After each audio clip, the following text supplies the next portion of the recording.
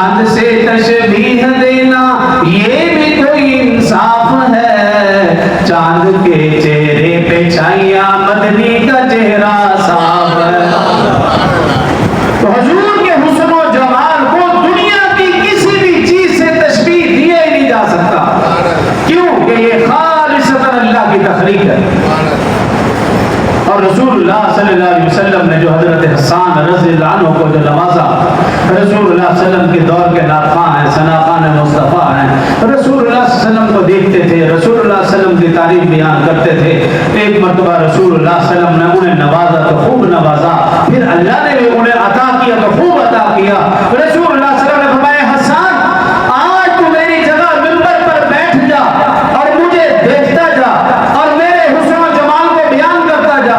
حضرت حسان رضی اللہ عنہ منبر پر تشریف فرما ہوئے، رسول اللہ صلی اللہ علیہ وسلم سامنے جلوہ گر ہیں، رسول اللہ صلی اللہ علیہ وسلم کے حسن و جمال کو دیکھا، اللہ نے پھر انہیں وہ اشعار عطا فرمائے، قیامت تک اس جیسے اشعار اللہ نے کسی کو عطا نہیں فرمائے۔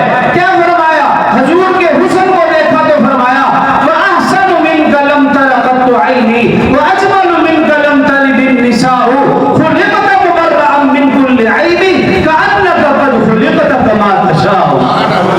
حضور کے حسن کو دیکھا تو فرمایا وَأَحْسَنُ مِنْكَ لَمْ تَرَ قَطُّ عَيْنِي، اے میرے محبوب میرے ماں باپ آپ پر فدا ہو، خدا کی قسم آپ جیسا حسین و جمیل کسی آنکھ نے دیکھا ہی نہیں۔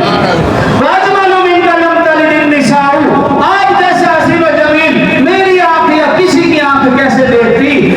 آپ جیسا حسین و جمیل کسی ماں نے اس دنیا میں جنا ہی نہیں۔ خُلِقْتَ مُبَرَّأً مِنْ كُلِّ عَيْبٍ، اللہ نے آپ کو ہر عیب سے پاک کیا۔ كَأَنَّكَ قَدْ خُلِقْتَ كَمَا تَشَاءُ، گویا کہ آپ کو ایسے پیدا کیا گیا جیسا کہ اللہ اور آپ چاہتے تھے ویسے آپ کی پیدائش ہوئی۔ تو یہ حضرت حسان رضی اللہ عنہ